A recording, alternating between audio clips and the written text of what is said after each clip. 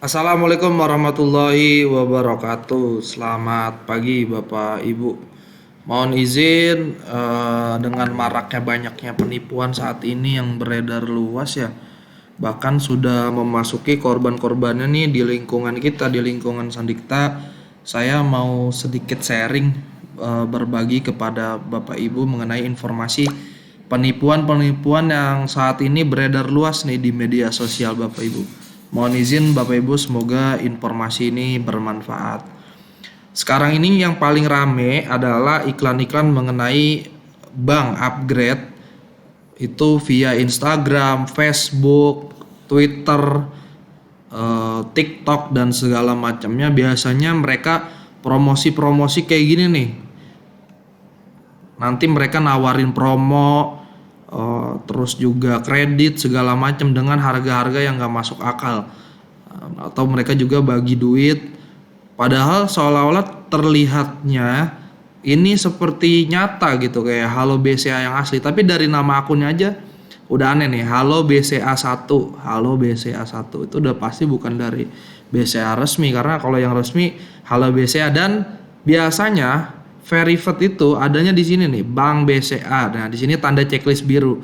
Kalau ini untuk yang Instagram, biasanya Instagram akun yang diakui secara resmi atau verified, ya verified ya. Iya, Ya, verified itu ada centang birunya nih di samping tulisan ini. Kalau ini kan dia bikin ngada-ngada aja nih, dia bikin di sini centang birunya di profil. Nah, terus juga yang paling mencolok, dia WA-nya pakai WA gini nih, WA link, wa.me. Ini mah bisa dibikin sama anak-anak SMK juga bisa bikin wa.me. Nah, ini hati-hati betul nih. Walaupun kata-katanya manis banget, Instagram resmi Bank BCA. Wuh. Padahal ini jelas penipuan. Mereka biasanya mencari korbannya satu-satu. Satu-satu di chat, di pesan Instagram kita. Nah, itu memang kalau nipu niat gitu. Jadi nyari korbannya satu-satu. Terus yang kedua nih, ini nggak mesti BCA doang Bapak Ibu. Jadi bank-bank lainnya ya, ini hanya contohnya aja yang sering saya temui. Padahal banyak juga kayak Mandiri, BNI. Kalau Mandiri apa tuh? Nama m-bankingnya lupa lagi. Lupa semua. Nah, pokoknya itulah. Jadi kalau BCA, nih BCA biasanya iklan-iklannya kayak gini. Upgrade BCA prioritas nih, BCA prioritas. Memiliki saldo minimal 10 juta di dalam segala macam fasilitas internet, m-banking. Ntar kita dapat ini nih yang BCA prioritas yang warna hitam, kadang kartunya juga tuh ada tuh. Jadi misalnya kartu kita yang apa, yang abu-abu tuh, yang biasa yang biru. Itu apa sih namanya? Filter ya? Iya, silver, terus kita upgrade ke gold. Nah, pengen upgrade ke yang platinum. Kalau yang umumnya biasanya itu ya dapat sendiri dari BCA, bukan kayak kita daftarin lewat akun-akun kayak gini. Walaupun di sini nomor teleponnya +61 Bapak Ibu, padahal umumnya orang kita kan negara kita Indonesia itu +62 ya. Nah, tapi ini pakai +61. Dia seolah-olah terkesannya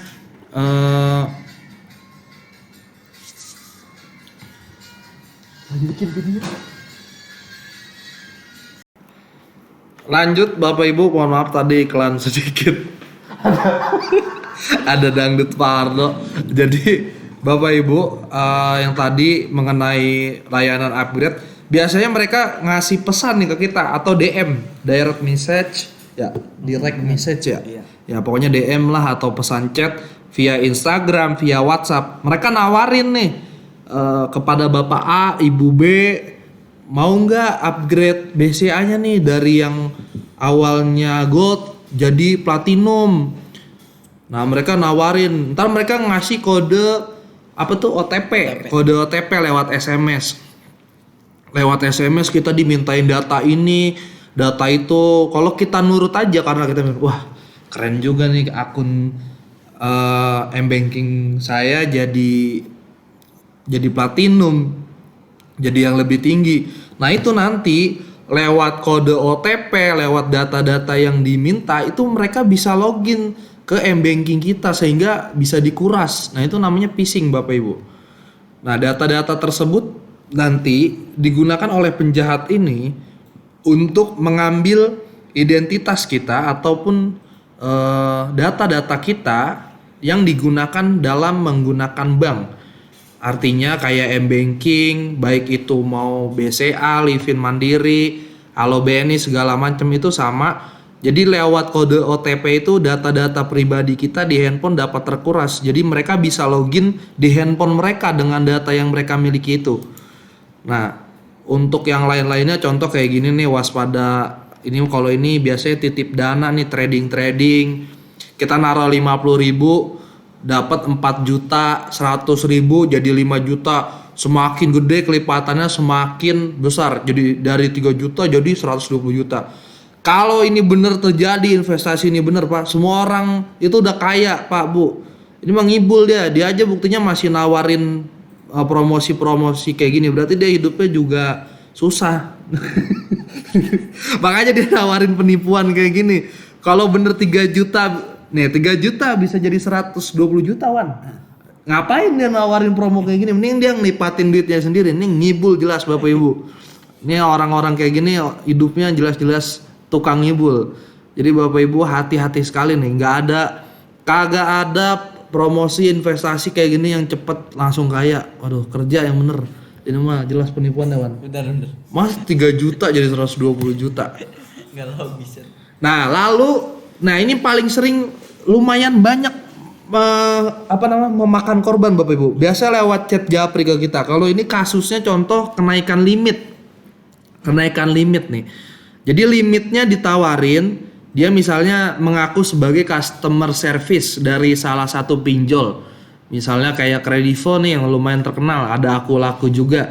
Misalnya limit awal kita itu adalah 3 juta. Lalu mereka menawari kita untuk naik limitnya misalnya menjadi 10 juta, 20 juta. Nanti kita diminta itu identitasnya, baik itu KTP, akunnya, emailnya segala macam. Dan nantinya limit kita itu justru bukannya naik tapi malah digunakan oleh orang ini. Nah sehingga kitanya nggak dapat uang, cuman bayar tagihannya doang nih, bayar tagihan si pinjolnya ini. Nah ini hati-hati jangan mudah tertipu Bapak Ibu. Kalau di WhatsApp akun resmi dari salah satu official account itu biasanya berbentuk nama, misalnya kayak Halo BCA, ya udah dia Halo BCA bukan nomor. Kalau Mandiri ya Mandiri, kalau Kredivo ya Kredivo, kalau Shopee ya Shopee, bukan nomor telepon. Mereka kalau udah verif itu pakainya nama bukan angka, bukan plus 62, apalagi plus 62 itu jelas adalah nomor telepon orang biasa gitu.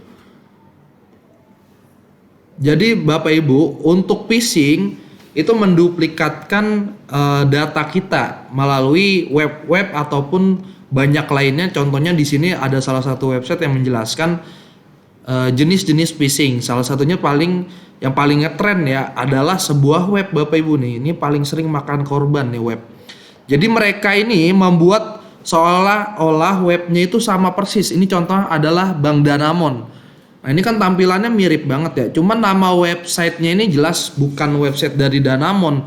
Kayak contoh sederhana, kita dapat undian 30 juta, 400 juta sekian segala macem. Nih Bapak Ibu silakan login melalui website ini, klik lalu isi identitas Bapak Ibu. Kita klik, kita isi identitas kita, tapi webnya itu misalnya bca.blogspot.com. Wah jelas itu sebuah penipuan gitu. Blogspot itu kan web gratisan ya. Kalau yang resminya pasti nggak bakal kayak gitu namanya. Pasti web dari suatu perusahaan apalagi sekelas bank, dia biasanya cuman punya satu aja sih websitenya.